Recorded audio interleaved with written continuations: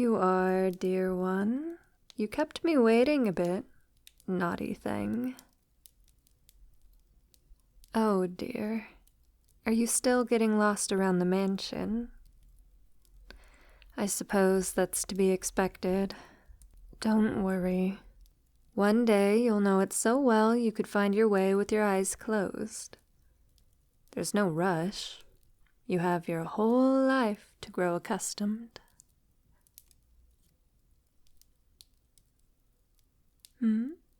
You're wondering why I called you here? Oh dear. Did Frederick forget to tell you? I suppose he's getting on in age. He's been with me a very long time. It's a shame you mortals start to deteriorate that way.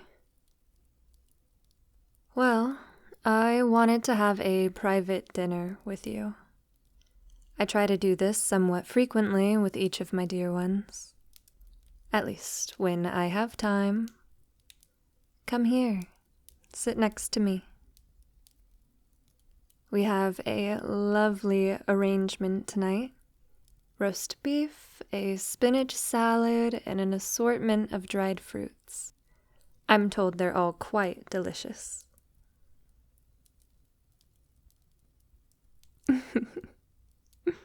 Of course, I won't be eating, darling.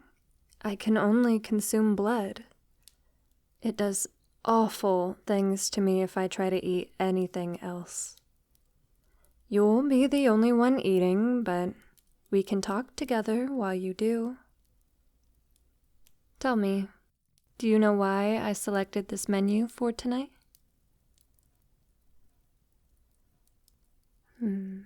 A good guess, but that's not it.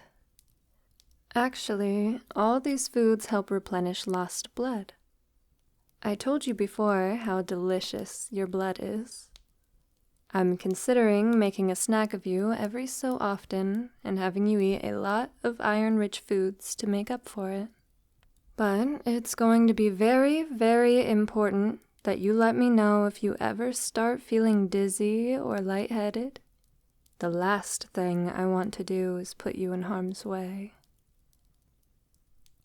If I ever did anything that caused you to be hurt, I don't know what I would do with myself. Mortals like yourself all grow old and die eventually, but I don't want you to suffer. Not you or anyone else in my care. It's nothing. Please, eat.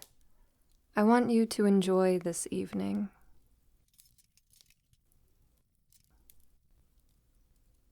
Is it all to your tastes? I can have the kitchen bring in something else if you'd like. Good. I'm glad you like it. Though I enjoy my work, my true passion is doting on my dear ones. Your smiling faces mean the world to me.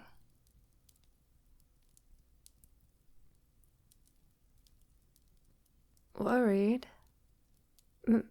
My dear, if I look worried to you, then I'm afraid it's just your imagination. Let's talk no more of it.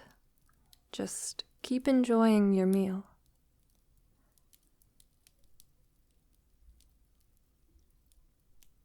Actually, perhaps I should enjoy a meal of my own. I know it's not your turn again yet, but perhaps just a little snack. Show me your neck, dear.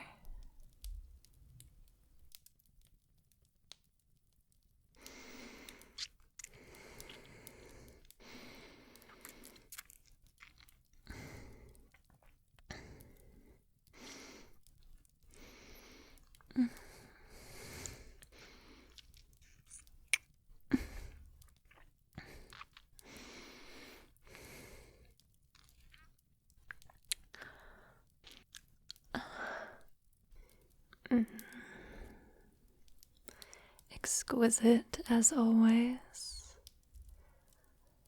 It's been centuries since I've had anything but blood, but it somehow makes me think of a perfectly aged red wine. Are you feeling all right? Do you suppose I could have just one more taste? Always so eager to please. Thank you, dear.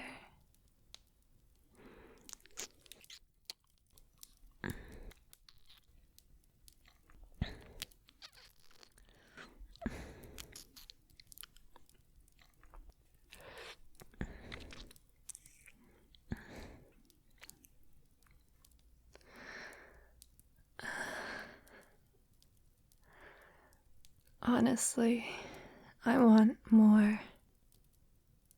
But that will have to do for now.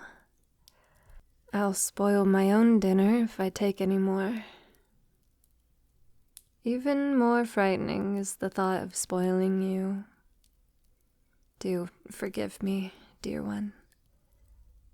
I really should exercise more self-control, but even an ancient being like me suffers from moments of weakness.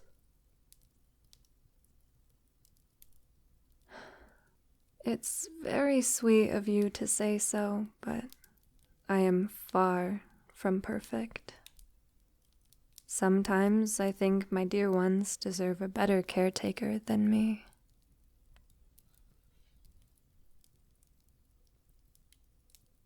No, I'm fine. I'm sorry for spoiling an otherwise lovely evening with such glum thoughts.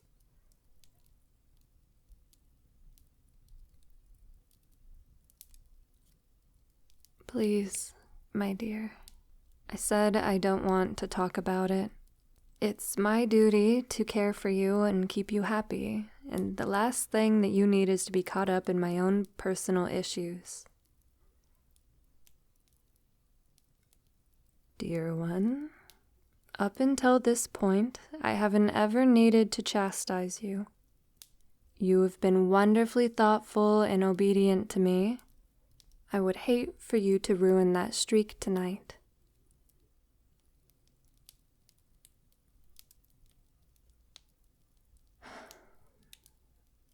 Well, if it's that important to you, perhaps I will relent this once, in recognition of your good behavior.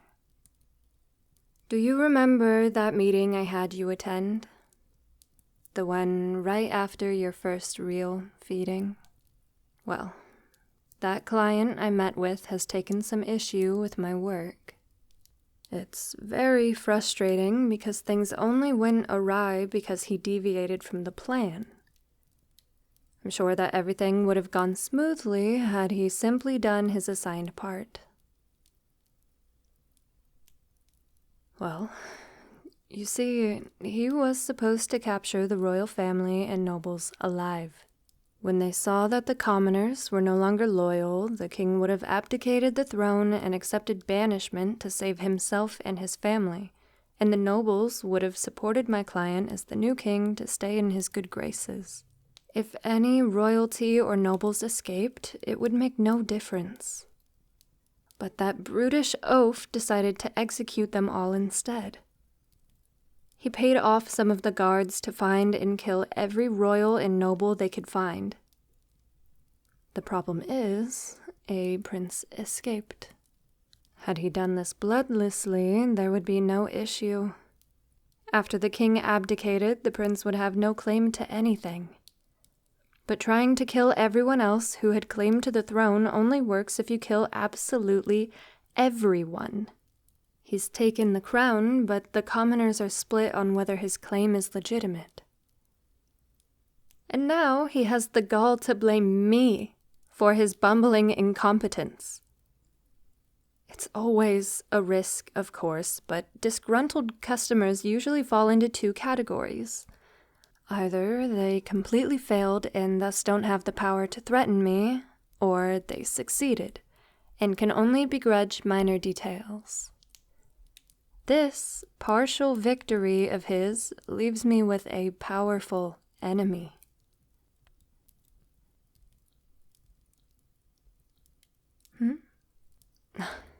You silly thing. Of course, it had nothing to do with you. No, you played your part perfectly during the meeting. But that is part of why I'm so worried. Though he's powerful, his divided subjects leave him with limited resources. I'm sure that he can afford to hire a vampire hunter, not one willing to enter a city filled with some of the most powerful vampires in the world, but he knows that I care for you. By using you as a statement, I may have made you a target. I really don't want to worry you. You are quite safe here, truly. The city is guarded, and my estate itself is guarded. Yet I just can't help but worry myself. What if he hires someone to hurt you, or kidnap you, and they get lucky? If my actions led to that, I couldn't forgive myself.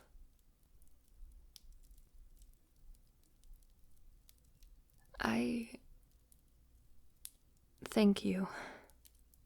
You're right. There's little reason to worry about something that likely won't happen.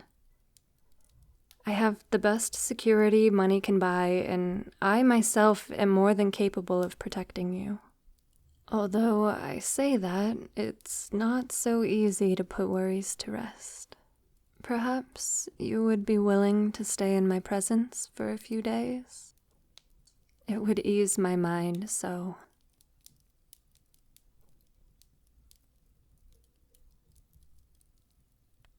Wonderful. It will be much easier on me to have you where I can see you. There is no force in the world that could bring you harm so long as I am there to safeguard you. Dearest, I want to thank you for insisting that I share with you. I'm sorry for being short with you before. I'm so much more powerful and experienced than all of my dear ones that perhaps I don't trust you as I should. Mortals can show surprising strength and insight at times. And it means so much to me that you care about my well-being, just as I care about yours. Lean a bit closer, will you? I want to kiss your cheek.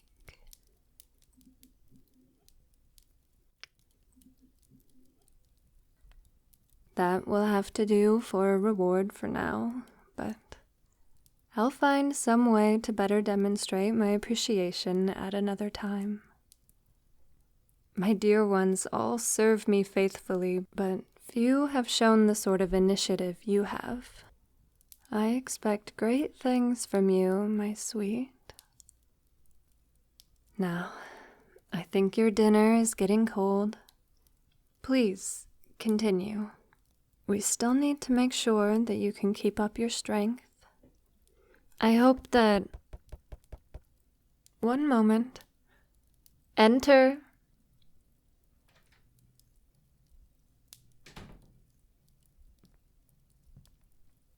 Joanne? What is it?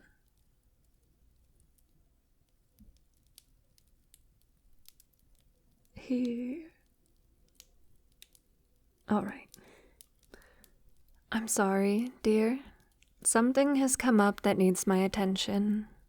You'll have to finish dinner without me. I'll come see you again as soon as I can. Please, enjoy the rest of your evening, dear.